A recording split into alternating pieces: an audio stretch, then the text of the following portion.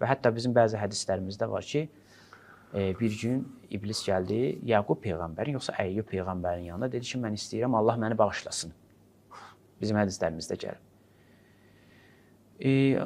Allaha müraciət elədi, həmən peyğəmbər dedi ki, iblis bağışlanmaq istəyirdim. Onlar Allahdan danışırlar da. Allah təbarək və təala xəbər göndərdi Cəbrail vasitəsilə ki, bəli, eybi yoxdur, bağışlayır. Amma bir dənə şərtdən səcdə eləsin sənə. O dövrdə Adəm idi, sən də indi yer üzündə seçilmiş, bəli, bəndəsən, ilahi xəlifəsən, sənə səcdə eləsin, biz onun bütün günahlarını bağışlayırıq.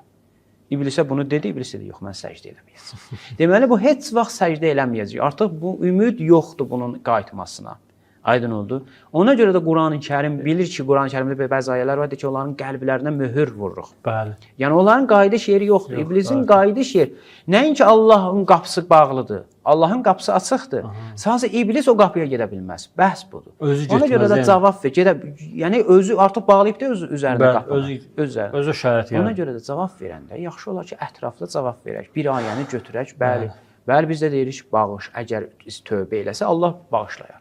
Amma tövbə etməz bu ayələrə əsasən və digər ayələri seçmək. Təşəkkür edirik ustad.